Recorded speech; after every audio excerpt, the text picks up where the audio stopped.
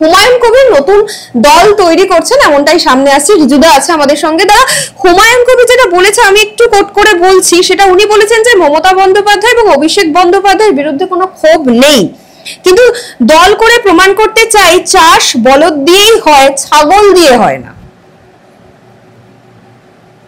আমি তো 21শে জুলাই মঞ্চে ছিলাম, আর আমার পেছনের রোতে, মানে আমার দুটো রো পরে হুমায়ুনদা বসেছিল, আমাকে দেখে হাতও নেড়েছে। তো তার বেফালতু মন্তব্যের জন্য বারংবার তিনি দলকে অস্বস্তিতে ফেলেছেন, শোকজও খেয়েছেন, সেই শোকজের জবাবও তিনি দিয়েছেন। এবার আমার কথা হচ্ছে যে তিনি এই যে মন্তব্যগুলো করেন এর বিশ্লেষণ সত্যি আমার কাছে নেই। উনি কাকে বলদ বলছেন, কাকে ছাগল বলছেন, নিজেকে বলদ বলছেন না নিজেকে ছাগল বলছেন, আমি কিছুই বুঝতে পারলাম না। আমি শুধু এইটুকু বলবো যে ভারতবর্ষ এবং বাংলায় সকলের গণতান্ত্রিক অধিকার আছে, সকলের, কিন্তু যখন একটা রাজনৈতিক দলে কেউ থাকে, সেটা যে কোনো রাজনৈতিক দলে হোক, সেই দলের শৃঙ্খলা মেনে কাজ করতে হয়।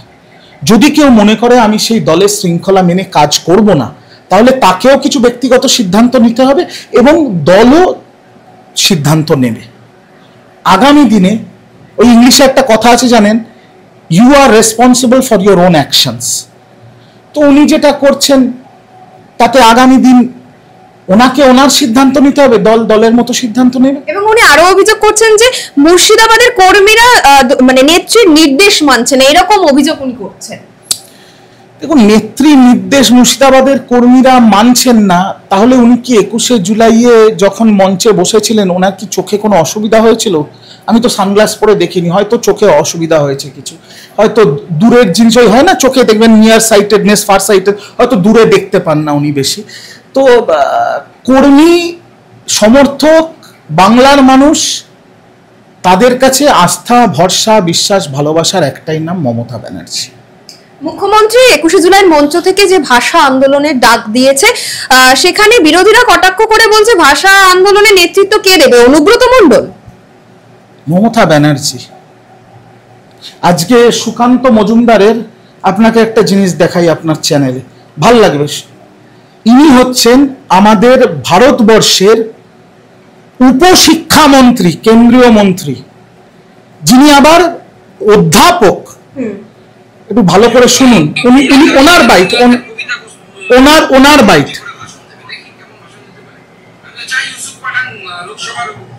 ফ্লোরে দাঁড়িয়ে রবীন্দ্রনাথের কবিতা আবৃত্তি করবে সেখানে, যারা তোমার নিভাইছে আলো, কবিতা আবৃত্তি করবে, যারা তোমার নিভাইছে আলো তুমি কি তাদের ক্ষমা করিয়াছো। আমি চাই ইউসুফ পাঠানি কবিতা আবৃত্তি করুক, ইমতিয়াজাত করুক, সাকেত গোখলে করুক রাজ্যসভায় দাঁড়িয়ে, তবে না বুঝবো। এবং মান্ডারে তবে অবদর কবিতা আবৃত্তি করুক, কিন্তু বিবিধ রতন তা সবে অবোধ আমি অবহেলা করি, এই ধরনের কবিতা আবৃত্তি করুক একজন সাংসদ তৃণমূল কংগ্রেসের। দেখি কজন পারে তৃণমূল কংগ্রেসের আমাদের। শুনলেন, অধ্যাপক, ভারতবর্ষের উপশিক্ষামন্ত্রী, বাংলায় যার জন্ম, যার মাতৃভাষা বাঙালি, সে রবি ঠাকুর আর কাজী নজরুলের কবিতা বলতে গিয়ে তোতলাচ্ছে, দাঁত ভেঙে যাচ্ছে।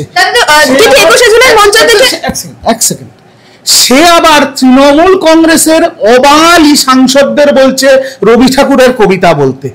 উল্টো দিকে যে বলছে অবাঙালি সাংসদদের রবি ঠাকুরের কবিতা বলতে, তার অসুবিধা হচ্ছে না তার অবাঙালি মালিকদের জুতো চাটতে।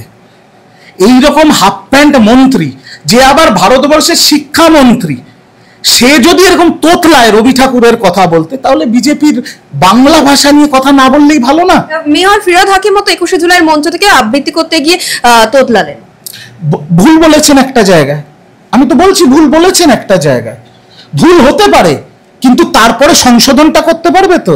সুকান্ত মজুমদারকে গিয়ে জিজ্ঞেস করুন না, রবীন্দ্রনাথের কবিতাটা বলুন তো যেটা নিয়ে তোতলাচ্ছিলেন। আসল কথা হচ্ছে, দেখুন, এই ম্যাটারটা আমার না, আপনার না, তৃণমূলের না, বিজেপির না, সিপিএম এর না, কংগ্রেসের না, এটা বাঙালির মাতৃভাষার সম্মানের ব্যাপার। আপনি আমাকে প্রশ্ন করছেন বাংলা ভাষায়, আপনার মা বাবা কথা বলে বাংলা ভাষায়, আপনি কথা বলেন বাংলা ভাষায়। কালকে ধরুন আপনি আপনার এই সাংবাদিকতার কাজে দিল্লি গেলেন, আর দুটো তিলক লাগানো ফেট্টি পড়া নেতা এসে আপনাকে বলে বাংলাদেশি এখান থেকে চলে যা, তখন মনে রাখবেন, এটা তৃণমূল কংগ্রেস বিজেপির ব্যাপার নয়, এটা বাঙালির অস্মিতার ব্যাপার, আমাদের সংস্কৃতি রক্ষার ব্যাপার। আমার মাতৃভাষার উপর আক্রমণ হয়েছে। ভাষা আন্দোলন যখন হয়েছিল একটা নতুন দেশ তৈরি হয়ে গেছিল, মনে রাখবেন। এরা আমাদের মাতৃভাষাকে আক্রমণ করছে। আজকে একটা মুসলমান ছেলে বাংলায় কথা বললে সে বাংলাদেশি, সে রোহিঙ্গা? হ্যাঁ, এটা হতে পারে কখনো? আপনি, আপনার জন্ম বাংলায়, আপনার কর্ম বাংলায়, আপনার বাবা মা বাঙালি, আপনি বাংলা ভাষায় কথা বললে আপনাকে বলে দেবে বাংলাদেশে, আপনি মেনে নেবেন? আমার কথা ছেড়ে দিন, ঋজু দত্তের কথা ছেড়ে দিন, আপনি মানবেন? আর এটা, এই আক্রমণ বিজেপির শুধু বাঙালির ওপর নয়, এটা যদি ইমিডিয়েটলি না রোখা হয়, এদেরকে যদি এদের অকাত না বোঝানো হয়, আগামী দিনে যারা হিন্দি ভাষী তাদের তো পাকিস্তানি বলে দেবে, যারা পাঞ্জাবিতে কথা বলে তাদের পাকিস্তানি বলে দেবে, কারণ পাকিস্তানে তো উর্দু আর পাঞ্জাবি ভাষাতেই কথা হয়। তার মানে হিন্দি ভাষী আর পাঞ্জাবি ভাষায় যারা কথা বলে তারা পাকিস্তানি? What nonsense! তামিল ভাষায় যারা কথা বলে তাদের তো শ্রীলঙ্কান বলে দেবে। কোথায় গিয়ে থামবে? অবিলম্বে এটাকে থামাতে হবে, আর আমরাই থামাবো। আমরা বারংবার এদের থামিয়েছি, এদের জব্দ করেছি, এবার বাঙালি এদের জব্দ করবে। তৃণমূলকে কিচ্ছু করতে হবে না, বাংলার মানুষ, বাঙালি যাদের মাতৃভাষা বাংলা, তারাই এদের জব্দ করবে। আজকে বাম দলগুলি, সংগঠনগুলি রাস্তায় নেমেছে এর প্রতিবাদে বিজেপির শাসিত রাজ্যে যে ঘটনা ঘটছে, এবং সেখানে বলা হচ্ছে যে এই যে তৃণমূল সরকারে আছে তারা চাইছে যে কেন্দ্রে বিজেপি সরকারে থাকুক, দুজনে দুজনকে সাপোর্ট দিচ্ছে। দেখুন, এই সেটিং তত্ত্ব এরা বিগত 4টে বিধানসভা ধরে বলে আসছে। বিগত 4টে বিধানসভা, 4টে লোকসভা ধরে এদের একটাই গল্প, বিজেপি আর তৃণমূলের সেটিং। অদ্ভুত ভাই, তৃণমূল শাসক দল, প্রধান বিরোধী দল বিজেপি, ভোট কে দেয়? বাংলার মানুষ। আজকে যদি সিপিএম প্রধান বিরোধী দল হতো, তাহলে না ওদের কথার উত্তর দেওয়ার জন্য আমি 1 মিনিট নষ্ট করতাম। ওদের বিধানসভায় একটা পাপোশ পাতার জায়গা নিয়ে এত কথা আসে কোত্থেকে? না স্লোগান আছে, না ঝান্ডা আছে। লাল ঝান্ডা তো এখন রাস্তার ধারে বিরিয়ানির হাঁড়ি ছাড়া আর কোথাও দেখা যায় না। তো আগে বলুন, মানুষের কাছে প্রাসঙ্গিক হতে, 2-1টা সিট জিততে আগামী বিধানসভায়, তারপরে ওদের প্রশ্নের উত্তর দেবো। ওদের বেশি উত্তর দিতে গেলে আপনারা আমার দুজনের সময় নষ্ট হবে। দাদা, এরকম খবর সামনে আসছে যে 21শে জুলাই 37 নম্বর বাস রুটে অনেক চালকরা যায়নি বলে 50 জনকে নাকি সাসপেন্ড করা হয়েছে। আমি জানি না এই ব্যাপারটা, আমি সত্যি জানি না। যেটা জানি না সেটা নিয়ে কি করে মন্তব্য করব? সারা বাংলা জুড়ে প্রতিটা জেলার থেকে 200 থেকে 300 অ্যাভারেজে বাস এসছে। এবার 50টা বাস কোন রুটের কোথা থেকে গেল না গেল আমি বলে বোঝাতে পারবো না। আর আমার মনে হয় আপনি সাংবাদিক, আপনিও সেদিন মঞ্চের আশেপাশেই ছিলেন। মঞ্চের সামনে যা ভিড় ছিল, 1 লক্ষ 1.5 লক্ষ মানুষ মঞ্চের পেছনে ছিল, আর রেড রোড আর আপনার ওই মানে আলিপুর অঞ্চলে কয়েক লক্ষ মানুষ এদিকে আসতেই পারেনি।